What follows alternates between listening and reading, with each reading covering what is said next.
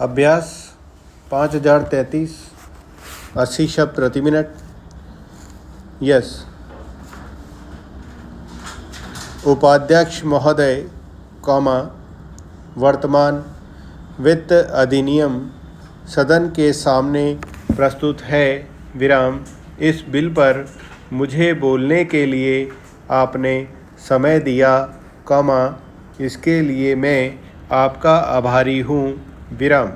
इस बिल का एक विशेष महत्व इसलिए भी है कि यह संकट काल में पेश हुआ है।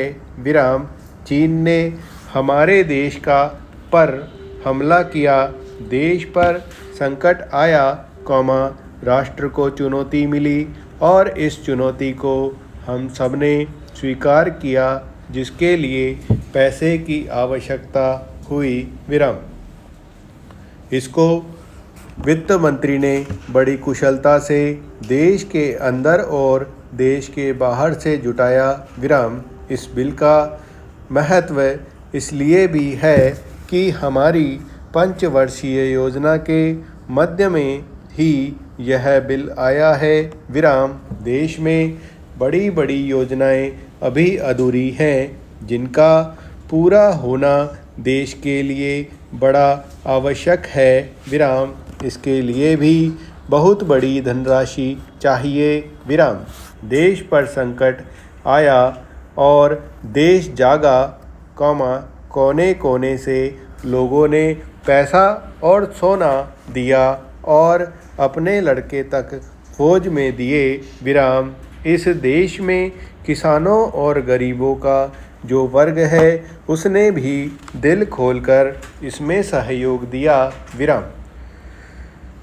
उसके बाद जो उन पर अधिक बोझ कर के रूप में पड़ रहा है या अनिवार्य बचत योजना के रूप में पड़ रहा है, उसको भी वे खुशी खुशी सहन करने को तैयार हैं, परंतु वे सरकार से भी कुछ चाहते हैं। वे चाहते हैं कि उनकी जो गाड़ी कमाई का पैसा है, खून पसीने का जो पैसा है, वह व्यर्थ के कार्यों में न जाए और उसके सदुपयोग हों। इसके अतिरिक्त उनकी कुछ अपनी दिक्कतें और परेशानियां हैं, जिनकी और सरकार का ध्यान चाहिए। इस आपातकाल के समय में तो उनको इन आए दिन की कठिनाइयों से राहत मिलनी चाहिए। ऋण लेने में और अन्य कार्यों में अड़चनें पड़ती हैं, वे दूर की जाएं। किसान भारत की रीढ़ है। अगर इनको सुविधाएं दी जाएंगी तो देश आगे बढ़ेगा। आज जहां देश के साधारण लोगों ने इस सरकार का हाथ बटाया, वहाँ एक वर्ग ने, जो कि धनी वर्ग कहलाता है, अपने साधनों के अनुसार सरकार के सुरक्षा कार्यों में सहायता नहीं की।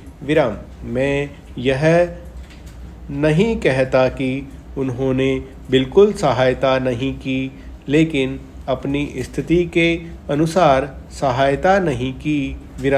जहाँ तक योजनाओं का संबंध है, इस देश को समृद्धशाली बनाने के लिए योजनाओं पर काफ़ी काम हो रहा है।